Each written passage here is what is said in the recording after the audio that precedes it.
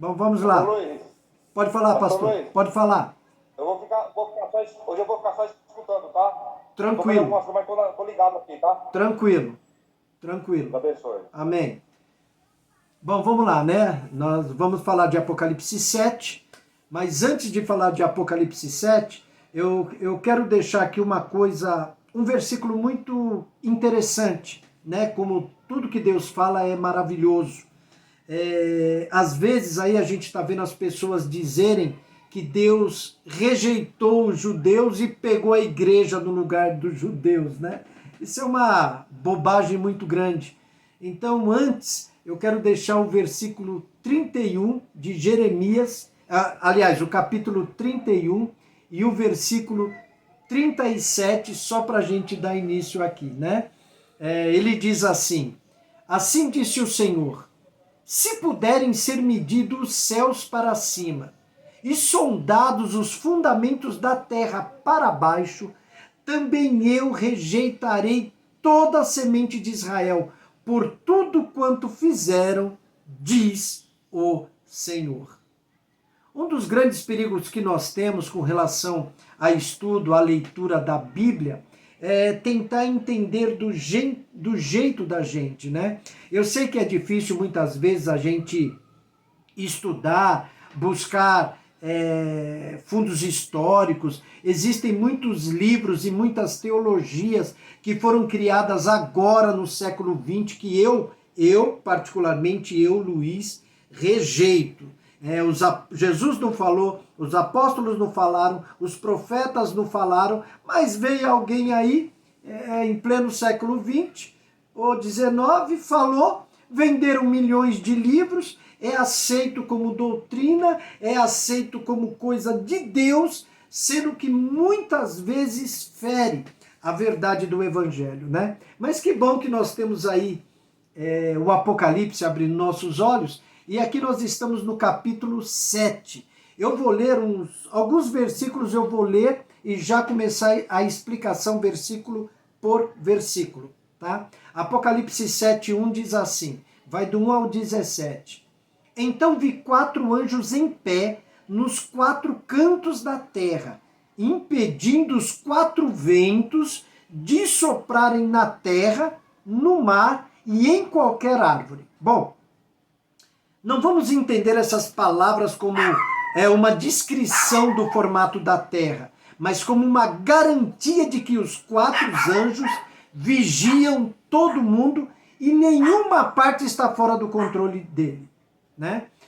A função desses anjos é reter os 4 ventos para que os ventos prejudiciais não soprem sobre a terra, nem sobre o mar, nem sobre árvore alguma. Só um minuto, por favor. Então esses ventos, desculpem, os ventos podem ser outra forma de descrever os 4 cavaleiros dos 4 primeiros selos que se encontram em Apocalipse 6, 1 a 8.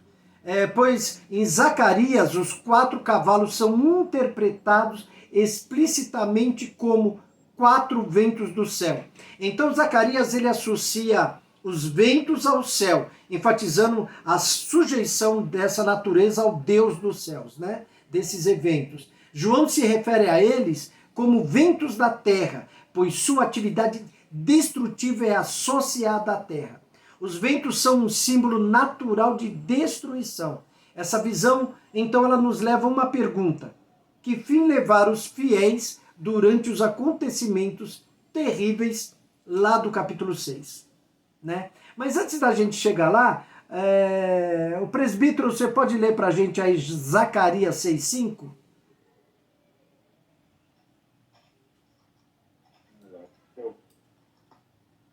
Tá com a Bíblia aí?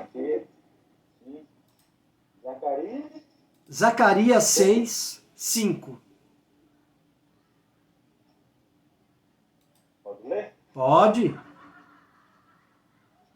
E o anjo respondeu e me disse, estes são os 4 ventos do céu, saindo de onde estavam perante o Senhor de toda a terra. Isso. Eu vou ler aqui Isaías 66:15, eu vou pular alguns versículos que são muitos, para a gente também não tomar muito tempo, né? Isaías 66 diz assim, porque eis que o Senhor virá em fogo e os seus carros como um torvelinho para tornar a sua ira em furor e a sua repreensão em chamas de fogo. O que eu quero com isso aqui, a gente está tentando enfatizar aí, é que o Senhor nosso Deus, ele virá com juízo contra os rebeldes. Só que o povo de Deus não, né? O povo de Deus é uma outra história, Deus tem uma outra estratégia para com o seu povo, né? A resposta está aí no versículo 2, né? Que fim levou esses fiéis durante todos esses acontecimentos? O versículo 2 diz assim aí de Apocalipse, né? 7. E vi outro anjo que subia do leste e trazia o selo do Deus vivo. Ele gritou aos 4 anjos que haviam recebido poder para danificar a terra e o mar. Versículo 3 diz assim, esperem, não façam mal à terra, nem ao mar, nem às árvores, até que tenhamos colocado o selo de Deus na testa de seus servos.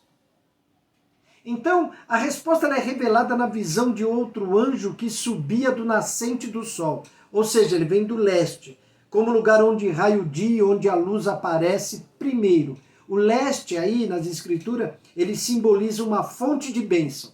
O Jardim do Éden, por exemplo, ficava no leste. É só ler em Gênesis 2:8. E foi dessa direção que veio a glória para o templo. Isso aí a gente pode encontrar também em Ezequiel 43:2. E os magos lá, né, que na verdade eles eram judeus que estavam lá em outras nações, que viajaram para conferir as novas do nascimento de Cristo, eles também vieram do leste, né? É aquele negócio, né?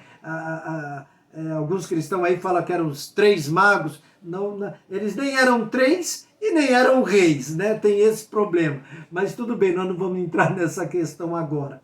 Mas eram judeus, conhecedores da palavra, leitores da Torá, estudiosos que viram a estrela de Jacó, né? E foram lá conferir essa promessa maravilhosa de Deus, né? De onde nos vem aí o nosso Messias, né? Então esse anjo, ele tem o selo do Deus vivo. O selo era essencialmente um sinal de propriedade, né? Então uma pessoa, um escravo, ele era marcado, um animal era marcado, então ele tinha um selo ali do proprietário, né? Então esse anjo, ele marca aí como o povo como pertencentes a Deus. E desse modo ele preserva da destruição que sobrevém o mundo. A gente tem que entender uma coisa nesse pedaço aí. Não está dizendo que livra, está dizendo que preserva. Ele não vai livrar de situações, mas ele vai preservar na situação, né? Mesmo quando esses cristãos aí, os primeiros cristãos, enfrentavam perseguição, martírio, os fiéis, eles podiam estar certos de que nenhuma praga ou perseguição tem poder para destruí-los. Espiritualmente e também materialmente, que eles viverão na presença de Deus para sempre, pois a Ele pertencem. Então, o que eles tinham na cabeça, os mártires, eles tinham na cabeça que eles pertenciam a um Senhor, e que esse Senhor é o Eterno, o Deus Todo-Poderoso. Então, cada momento da história da Terra serve para realizar os desígnios de Deus, né? Os desígnios, mas desígnios redentores. Só um momento, por gentileza, aí que eu recebi uma mensagem aqui.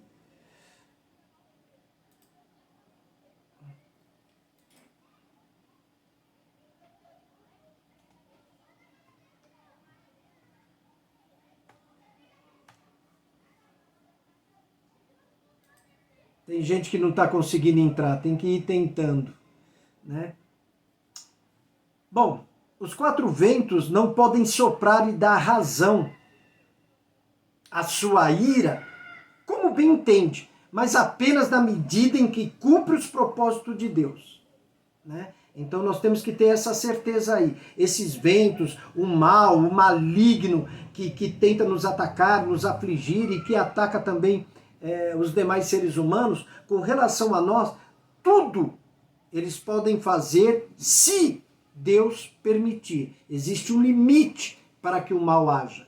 Existe um limite e Deus coloca esse limite, né? Versículo 4 em diante. E eu vi o número dos que foram marcados com o selo de Deus. Eram 144 mil de todas as tribos de Israel. A primeira, interessantemente, que a primeira tribo que eles começam a lista é com a tribo de Judá, né? Bem interessante isso daí, né? Essa palavra aí, Judá, ela traz o nome de Deus. Vou passar uma pequena informação agora, que é assim. Quando Deus falou com Salomão no templo, lá depois de alguns anos, depois da oração, ele disse assim: e se o meu povo, que se chama pelo meu nome. É um versículo muito interessante. E todos os nomes das tribos de Israel, somente a tribo de Judá leva o tetragrama. Só ele. A única diferença é que tem a letrinha, como se fosse a letra D lá, né? Mas é Yud, Rei, Vav, Rei, né? Essa tribo é o que leva o nome do nosso Deus. Então, Judá, Ruben, Gade, Azer, Naphtali, Manassés, Simeão, Levi, Isacar, Zebulão, Benjamim, José, essas tribos, elas foram selados, 12 mil pessoas ali selados, né? 12 mil pessoas seladas. Mas agora, o que seria esse selo? Por que esse selo? A gente aqui, eu já tenho falado em outros estudos, que a gente está esperando uma marca na mão ou na testa. Mas será que isso é tão real assim? Será que isso é totalmente verdade? Será que nós estamos aguardando uma coisa que já está acontecendo e a gente não está vigiando? Uma coisa que a gente está esperando acontecer, sendo que já está acontecendo? Porque lá atrás, bem lá atrás, Deus falou uma coisa para o povo dele, para que colocasse na testa e nas mãos amarrasse, né? A palavra dele. A mente, né? Na mente, a fronte significa mente e as mãos significam ações. Pode falar, presbítero. Pastor, só uma curiosidade, uma dúvida. Esses 12 mil, será que é realmente literário ou é apenas uma simbologia ou simbologia do Apocalipse? Então, nós vamos chegar lá, mas já que você perguntou, é assim. Eu, particularmente, não vejo isso como literal. Ah, só 144 mil de Israel.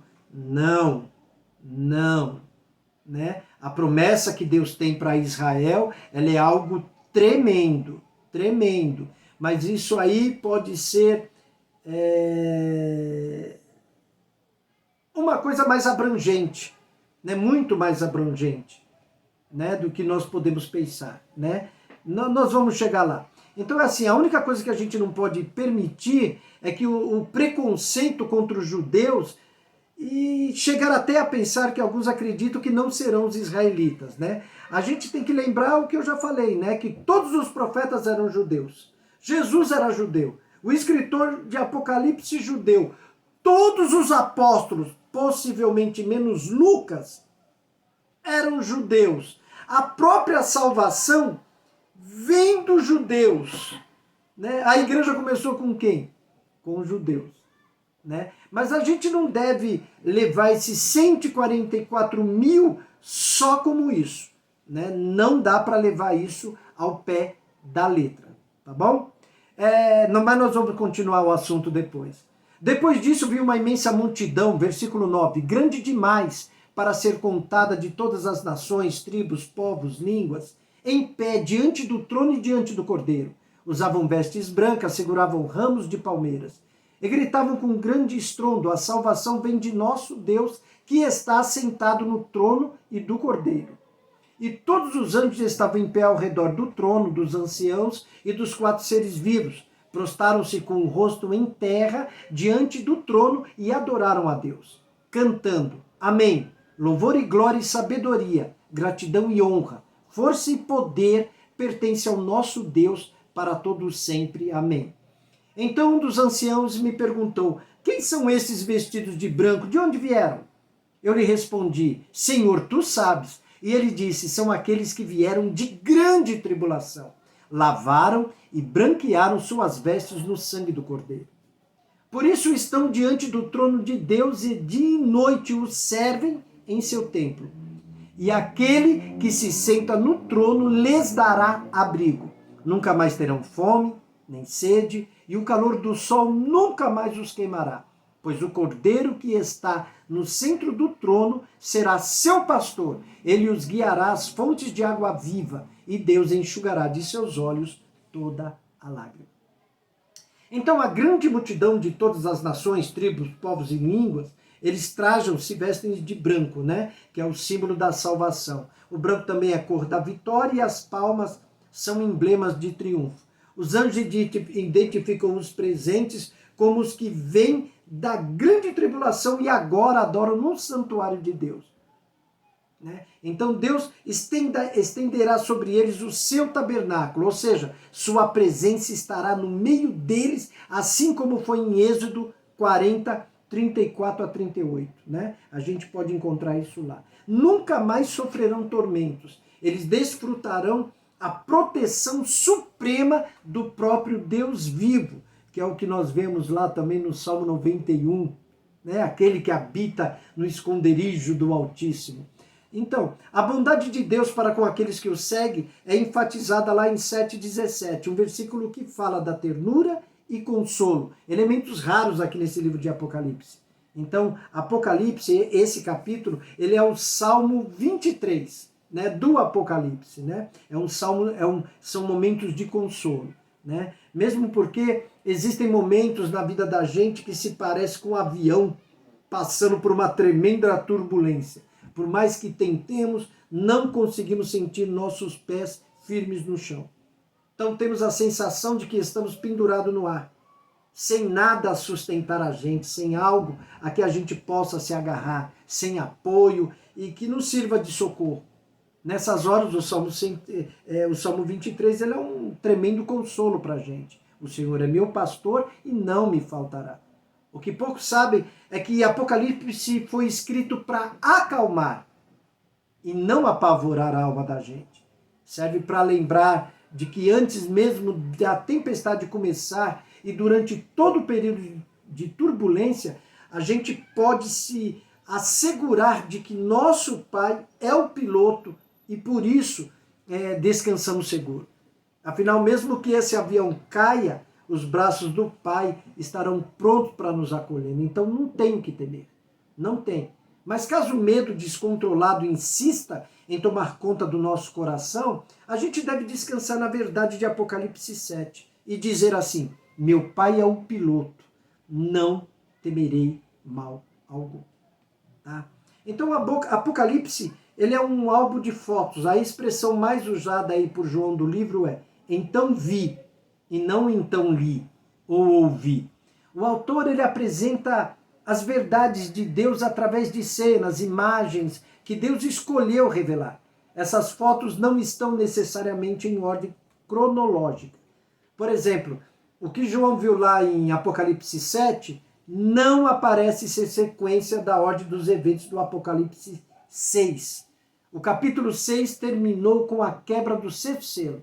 O sétimo selo só será quebrado após o capítulo 7, que está lá 8 em diante, né? 8:1. Da quebra do primeiro ao sexto selo, nós tivemos uma visão global dos acontecimentos na Terra no período entre a primeira e a segunda vinda de Cristo. Já vimos que será um tempo de grande tribulação e sofrimento que vai se acentuar cada vez mais à medida que o fim vem se aproximando. No entanto, os olhos da fé não podem ser fixos nos horrores da terra. Eles estão fixos na honra dos crentes salvos no céu. Apocalipse 6 termina com uma pergunta muito contundente. Ela precisa ser respondida. Diz assim, ó, Apocalipse 6,15, eu vou ler aqui. Então os reis da terra, os governantes, os generais, os ricos, os poderosos, os escravos, os livres, todos se esconderam em cavernas e entre as rochas da montanha. E gritavam as montanhas e as rochas, caiam sobre nós e escondam-nos da face daquele que está sentado no trono e da ira do Cordeiro. Pois chegou o grande dia de sua ira. E quem poderá sobreviver? Nós estamos lendo aí o que ímpios estão falando. Quem poderá sobreviver a essa ira? Então, essa visão de Apocalipse 7, ele responde a esta questão perturbadora. Então, Apocalipse 7 não é sequência do 6. Fala de um tempo pouco antes dos selos, é um interlúdio entre o sexto e o sétimo selo.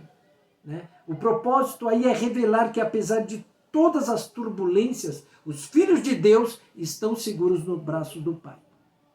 E, irmão, com relação à grande tribulação, alguns textos antigos vem a tribulação, a grande, que dá a entender que é muito maior do que quando a gente lê a grande tribulação. Aí ele fala que é a tribulação, a grande. A grande é a que afetará todo mundo, ninguém vai escapar. Então, antes de João prosseguir anunciando os horrores da vida na terra, à medida que o fim se aproxima, né, ele precisa revelar que o povo de Deus está aí seguro. Deus quer que saibamos que antes dele entregar o mundo às perversões e destruições do pecado, ele tomou medidas seguras para cuidar de nós, seu povo amado. Vamos lá ver? Primeiro, Deus protege o seu povo. Apocalipse 6 revelou os horrores. A coisa agora será pior. No entanto, antes, Deus volta à história do fim dos tempos para mostrar o que ele fez para proteger a gente. Né? A pergunta lá, pois chegou o grande dia de sua ira e quem poderá sobreviver? Aí 7:1 fala assim, então vi 4 anjos em pé, né, nos 4 cantos da terra, impedindo os 4 ventos de soprarem na terra, no mar e em qualquer árvore. E vi outro anjo que subia do leste e trazia o selo do Deus vivo. Ele gritou aos 4 anjos que haviam recebido poder para danificar a terra e o mar. Esperem, não façam mal à terra nem ao mar, nem às árvores, até que tenhamos colocado o selo de Deus na testa de seus servos. Então a lição aqui ela é clara. Os horrores levados pelo cavaleiro do Apocalipse, os 4 ventos, podemos tê-los até como os espíritos malignos do juízo divino, serão retidos em todo o mundo, os 4 cantos da terra, até que todo o povo de Deus esteja seguros, guardados do maligno. Né? Então, a questão desses 4 ventos, se você tiver com caneta aí, quem tiver com caneta para anotar, pode anotar. Você vai encontrar isso em Daniel 7:2 e 11:4, Zacarias 6:5 e Ezequiel 37:9. Tá bom? Com relação à segurança, a nossa segurança, João 17:15 diz assim numa oração: não peço que os tire do mundo, mas que os protejas do maligno. Então, os 4 anjos ministros de Deus nos 4 cantos da terra, eles reterão o poder dos 4 ventos, que é a destruição trazida pelos cavaleiros vermelho, preto e amarelo, que virá de todos os lados, de todo quanto é lugar da terra. Né? Então, Daniel 7:2 diz assim, ó, naquela noite, em minha visão, eu, Daniel, vi uma tempestade que agitava o grande mar, com ventos fortes que sopravam de todas as direções. Aí o 11:4 diz assim, mas no auge de seu poder, seu reino será quebrado e dividido em 4 partes. Não será governado pelos descendentes do rei, e o reino não terá a mesma autoridade de antes, pois seu império será arrancado fora e entregue a outros. Zacarias 6,5. O anjo respondeu: eles são os 4 espíritos do céu que estão diante do Senhor de toda a terra. Saem para fazer o trabalho dele. Ezequiel 37,9. Então ele me disse: filho do homem, profetize aos ventos, anuncia-lhes uma mensagem e diga: assim diz o Senhor soberano, ó fôlego, venha dos 4 ventos, sopre nestes corpos mortos para que voltem a viver. A terra, até segundo a ordem de Deus, não será devastada por furacões, tornados e tempestades. Né? Jeremias 49:36 diz assim: trarei inimigos de todos os lados e espalharei os habitantes de Elão aos 4 ventos. Serão exilados em nações do mundo inteiro. Tudo que tem vida será preservado. Terra, mar, árvores, até Deus ter protegido seus filhos das forças dos espíritos malignos que estarão atuando sobre a terra. Claro, a gente sabe que eles já estão atuando, mas Deus permitirá, por causa do pecado do próprio homem, que isso daí ganhe uma força maior. Tá certo?